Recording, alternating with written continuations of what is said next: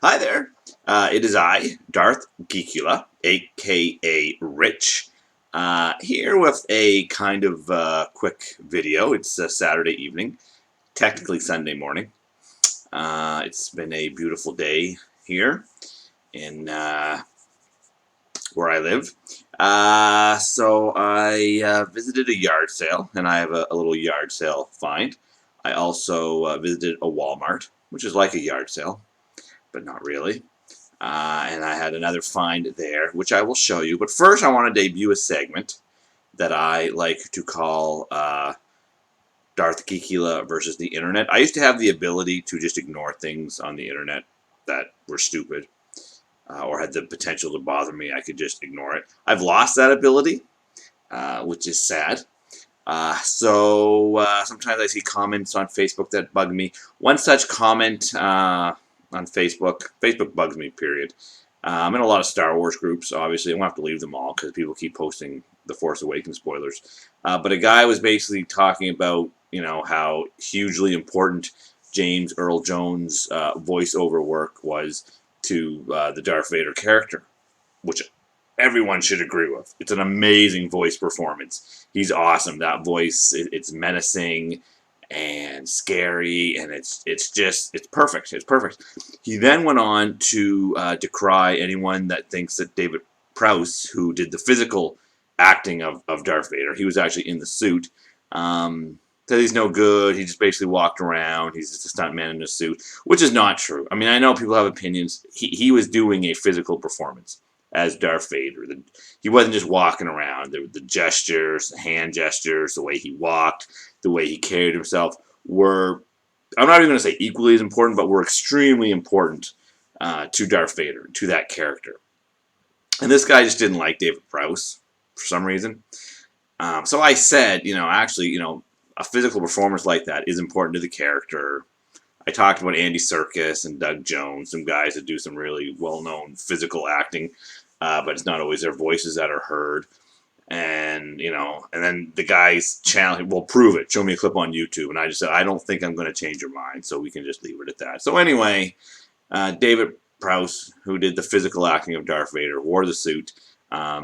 Is extremely important to the Darth Vader character, just like James Earl Jones was. Who posts something just to say they don't like David Prowse? It just seems dumb. It just seemed weird to me that this guy hates David Prowse so much that he wanted us all to know.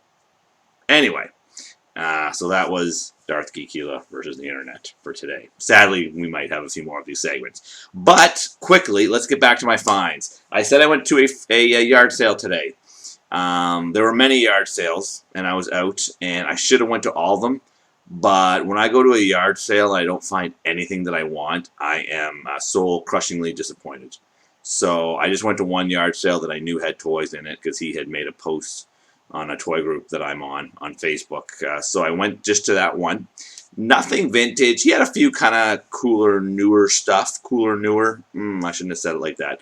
Some cool new items. A lot of McFarlane, some NECA stuff. He did have a Skeleton Warrior, which I almost bought. A few newer Star Wars figures. It was mainly newer stuff. However, he did have, I don't know if I'd call it a vintage magazine. Actually, I'm going to call it a vintage magazine. An old issue of Starlog. Starlog, along with Fangoria, used to be my internet. Before the internet was the internet, I would read Fangoria and Starlog to get all my movie and geek news. Starlog in my early geek years, Fangoria a little later when I really get into horror movies.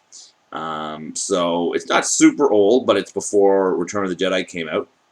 It's an interview with Mark Hamill is in here talking about the upcoming Return of the Jedi. Also, I was Mark Hamill's stand-in. There's an article there. Not quite as shocking as I had a love child with Bigfoot, but there you go.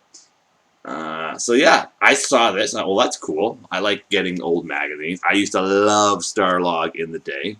There's a good chance I may have had this issue, although it doesn't ring any bells.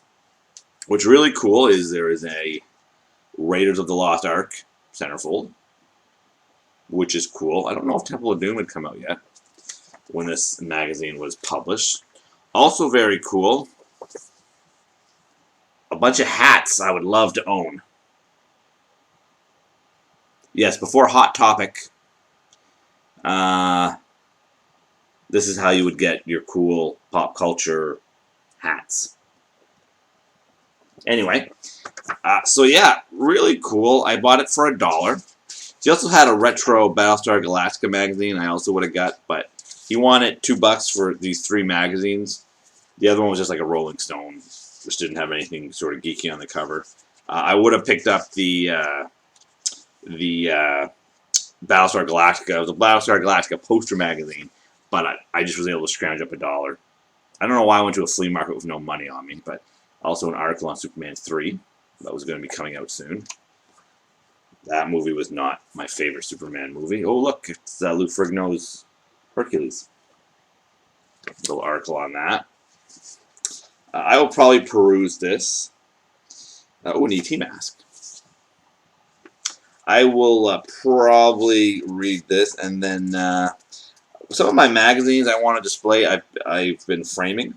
If you get a frames that are made for certificates, like a diploma, your graduation certificates, they will actually fit a magazine in them. So, what else we got here? This month in Fangoria. That's cool. I love Fangoria. I have a ton of Fangoria magazines. Most of them are coverless because I took the cover off to the cover would flip open and there was a poster, and most of my Fangoria covers are missing because I always put the posters up. Bunch of cool soundtracks you could send away for.